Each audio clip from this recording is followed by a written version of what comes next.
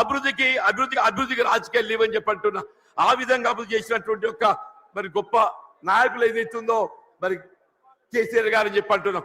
మిత్రుడు కొప్పుల ఈశ్వర్ గారు ఏదైతుందో ధర్మపురి శాసనసభ్యుడిగా వీళ్ళ మంత్రి వర్యుడిగా చెప్పంటూ నేను వాళ్ళు ఏదైతుందో రోడ్ల ఆధునీకరణ వారి యొక్క ఈ ప్రాంతం అంతా సస్యశ్యామలం కావాలని చెప్పంటే ఆ ఆధునీకరణతో అది సాధ్యమవుతుందనే ఒక భావనతోని మరి కొప్పుల ఈశ్వర్ గారు ఏదైతుందో మరి కేసీఆర్ దృష్టి తీసుకెళ్లడం వారు ఏదో మంజూరు చేయడం మరి ఏదైతే ఉందో మన మొత్తం ప్రాంతం జగిత్యాల కానీ ధర్మపురి కానీ చెప్పంటున్నాం.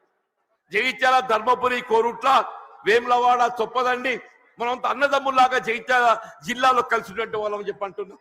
వీళ్ళ అభివృద్ధికి సంకేతం బీఆర్ఎస్ రాజకీయ పార్టీ అని చెప్పంటున్నాను. వీళ్ళ 10 జిల్లాలు ఉన్నటువంటి యొక్క తెలంగాణ రాష్ట్రాన్ని 13 జిల్లాలు అదనంగా ఏర్పాటు చేసి దాని 23 జిల్లాల తెలంగాణ రాష్ట్రానికి రూపొందింపజేసినట్టు ఒక ఘనత వీళ్ళ పెద్ద కేసీఆర్ గారిని చెప్పక తప్పదని చెప్పంటున్నారు. అని అందరూ కూడా ఆశ్చర్యపోయారు ఈ కొత్త జిల్లాల ఏర్పాటుతోని. ఇది నిజంగానే సాధ్యమేనా అని చెప్పని మన నూతన జిల్లాలు ఏర్పాటు కావడంతో ఏదైతుందో వైద్య సేవలు మెరుగు కావటం అని చెప్పంటాం. వైద్య సేవలు మెరుగు కావటం మన జగిత్యాల జిల్లా ఏర్పాటు కావడంతో ఏదైతుందో మన జగిత్యాల ఏదైతుందో వైద్య విద్యా కళాశాల అసలు మన జగిత్యాల జిల్లా కేంద్రంగా వైద్య విద్యా కళాశాల ఏర్పాటు సాధ్యమవుతుంది ఆలోచన కూడా మీరు తత్వం చెప్పంటున్నారు. కేవలం కేసీఆర్ గారి యొక్క ఆలోచన వారి యొక్క దూరదృష్టి మన నూతన జిల్లాలు ఏర్పాటుతో ఏదైతే వైద్య విద్య సదుపాయాలు మెరుగుపరచొచ్చు చెప్పిన భావంతో నూతన జిల్లాలు ఏర్పాటు చేయడము, జగిత్యాల జిల్లా కేంద్రంగా వైద్య విద్యా కళాశాల రూపొందడం వైద్య సేవలు విస్తృంపజేయబడడం చెప్పంటున్నా. భవిష్యత్తులో సూపర్ స్పెషాలిటీ వైద్య సేవలు మనం పొందబోతున్నాం చెప్పంటున్నా. అదే విద్య రాజ్యాంగం కల్పించిన హక్కు అని చెప్పంటున్నా. ఆ రాజ్యాంగం కల్పించిన హక్కు విద్యకు సంబంధించి ఏదైతుందో నిరుపేద వర్గాలు, బలహీన వర్గాలు, జ్యోతిబా పూలే అటువంటి ఒక గురుకుల ఆశ్రమ పాఠశాల చెప్పంటున్నా. ప్రతి నియోజకవర్గంలో ఆడబిడ్డలు బాలకి ఏదైతుందో జ్యోతిబా పూలే మరి గురుకుల ఆశ్రమ పాఠశాల, బాలులకు ఏదైతుందో జ్యోతిబా పూలే మరి ఒక పాఠశాల గురుకుల ఆశ్రమ పాఠశాల, అల్పసంఖ్యాక వర్గాలు ముస్లిం బిడ్డలకు అని చెప్పంటున్నా. ఎన్నడూ ఊహించినటువంటి ఒక విద్యా సదుపాయాలు కల్పించాలని చెప్పని ఇవాళ ముస్లిం బిడ్డలకు ఏదైతుందో అల్పసంఖ్యాక వర్గాలకు ఏదైతుందో మైనారిటీ స్కూల్స్ ఏర్పాటు చేయడం, ఎస్సీ ఎస్టీ అని చెప్పంటున్నాను. ఇలా వాస్తవంగా తెలంగాణ రాష్ట్రానికి గిరిజన బిడ్డలు ఏదైతుందో బీఆర్ఎస్ పార్టీ మరో కూడా చెప్పంటున్నాను. జనాభా ప్రాతిపదికన కల్పించాల్సిన రిజర్వేషన్ సౌకర్యం తెలంగాణ రాష్ట్రం ఏర్పాటుతో ఏదైతే ఉందో ఇలా గిరిజన జనాభా తెలంగాణ రాష్ట్రంలో కేంద్రీకృతం కావడంతో ఆ గిరిజనులకు అంతవరకు ఉన్నట్టు 6% రిజర్వేషన్ 10% పెంచి అని చెప్పంటున్నా. ఇలా విద్యా ఉద్యోగాలలో గిరిజన బిడ్డలు వాళ్ళ లంబాడా కానివ్వండి, ఆదివాసీ కానివ్వండి, ఎవరికైనా ఏదైతుందో వారి భవిష్యత్తు నిర్దేశించినట్టుగా గొప్ప మరి నాయకత్వం కేసీఆర్ గారు అని చెప్పక తప్పదని చెప్పంటున్నా. ఇలా వాస్తవంగా ఈ దేశానికి ఏదైతుందో అన్నం పెట్టే రైతుకు సాగునీరు కావాలని చెప్పంటున్నా. ఉచిత విద్యుత్ సదుపాయం ఏదైతుందో గతంలో నిర్దేశిత వేళలో విద్యుత్ అందింపజేస్తే వీళ్ళు ఏ విధమైనటువంటి ఒక ఆంక్షలు లేకుండా 24 గంటలు ఏదైతుందో రైతాంగానికి ఉచిత విద్యుత్ కల్పింపజేసే ఒక ఘనత బీఆర్ఎస్ పార్టీ అధ్యక్షుల అధినేత కేసీఆర్ గారికి దక్కుతుందని చెప్పంటుండే.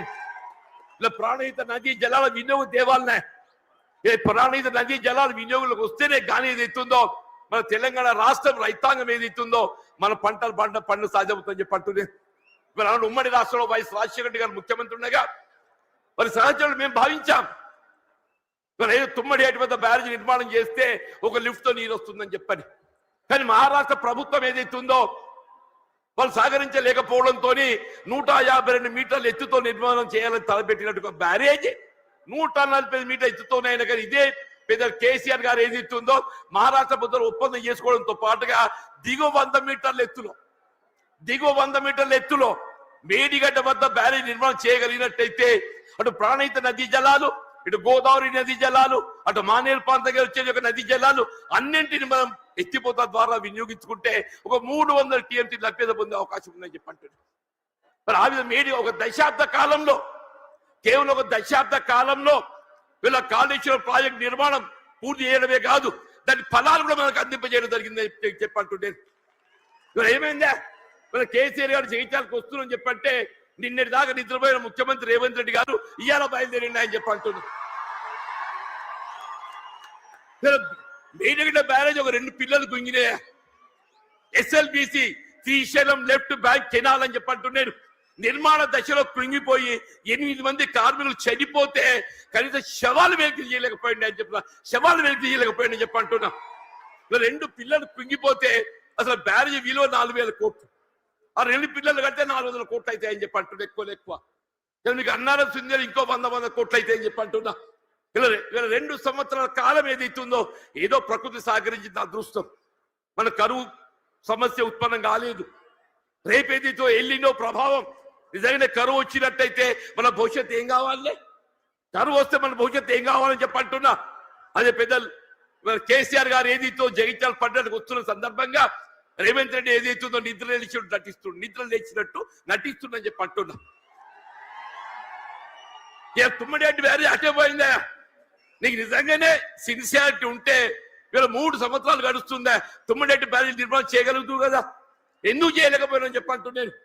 వీళ్ళు నిన్నటి వరకు ఏదైతుందో వీళ్ళు ఏ కాళేశ్వరం కూళేశ్వరం మాట్లాడిండే, అదే కాళేశ్వరం అదే మేడిగడ్డ ఏదైతుందో మన భవిష్యత్తు ఏదైతుందో మనకేది అండ ప్రాజెక్టే మేడిగడ్డ కాబోతుందని చెప్పంటున్నాను.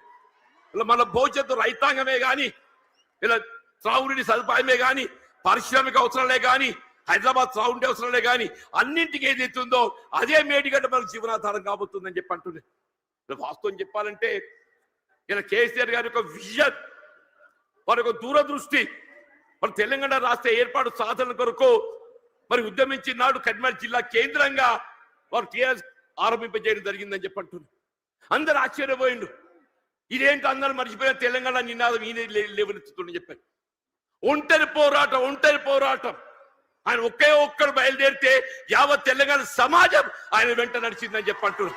యావత్ తెలంగాణ సమాజం ఆయన వెంట నడిచి తెలంగాణ సాధ్యమైందని చెప్పి అంటున్నారు. అదే తెలంగాణ రాష్ట్ర నిర్మాణం కొరకు ఏదైతుందో దశాబ్ద కాలం పాటుపడ్డారు. ఇలా కాంగ్రెస్ వచ్చి ఏదో మేలు చేస్తా చెప్పి అనుకున్నామే, అది పక్కన పెట్టిండే. ఇలా తిరోగమన చర్యగా ఏదైతుందో తిరోగమనం పడుతుంది. మళ్ళీ తెలంగాణ రాష్ట్ర పునర్నిర్మాణం కావాలని చెప్పంటే కేసీఆర్ గారి యొక్క నాయకత్వం మాత్రమే తెలంగాణ రాష్ట్రాన్ని పునర్నిర్మాణం చేయగలుగుతా చెప్పంటున్నాను.